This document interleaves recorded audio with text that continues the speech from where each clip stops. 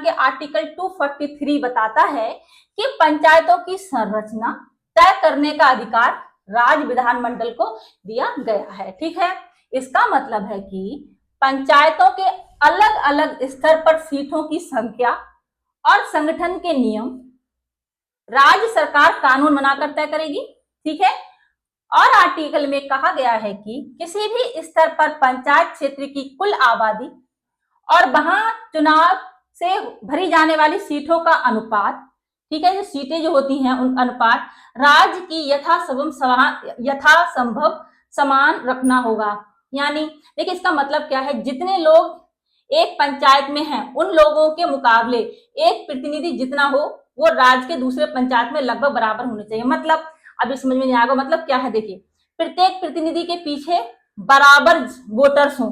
ठीक है, अगर आप जहां खड़े हैं, मतलब देखिए किसी क्षेत्र की जनसंख्या ज्यादा है, ठीक है, तो वहां पे सीटें ज्यादा हो जाएंगी। ठीक है, क्योंकि जनसंख्या के अकॉर्डिंग सीटों का निर्धारण होता है। ठीक है, जहां जनसंख्या कम है वहां सीटें कम होंगी। ठीक है, बहुत सिंपल है। ठीक है, मतलब प्रत्येक प्रतिनिधि के पीछे मतलब बराबर वोटर्स हों। ठीक है, आया समझ में? तो आपका ये पंचायतों की संरचना हो गई। ठीक है, मतलब देखिए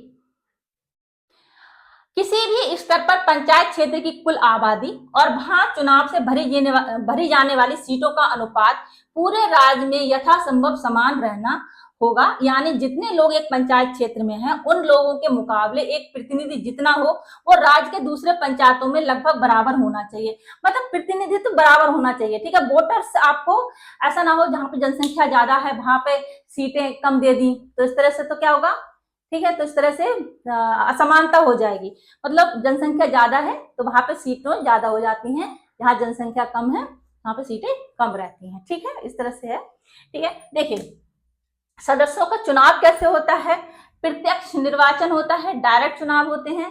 ठीक है, देखिए प्रत्येक पंचायत की सभी सीटें क्षेत्रीय निर्वाचन क्षेत्रों से प्रत्यक्ष चुनाव यानी डायरेक्ट इलेक्शन के माध्यम से भरी जाएंगी। डायरेक्ट इलेक्शन होते हैं, इसका मतलब है कि ग्राम पंचायत के हर एक वार्ड से और ब्लॉक या जिला पंचायत के हर एक सीट से पंजीकृत मतदाता सीधे अपने प्रतिनिधित्व का चुनाव करते हैं। ठीक है, डायरेक्ट इलेक्शन होता है। ठीक है, इसके लिए पंचायत क्षेत्र को छोटे छोटे निर्वाचन क्षेत्रों में बांटा जाता है। पंचायत क्षेत्र को छोटे छोटे निर्वाचन क्षेत्रों में बांटा जाता है जिसमें प्रत्येक हिस्से की आबादी और उससे मिलने वाली सीटों की संख्या का अनुपात पूरे पंचायत क्षेत्र में लगभग समान हो। मतलब वही बात है कि जनसंख्या के अनुसार ही सीटें मिलती हैं। ठीक है, एग्जाम्पल देखिए,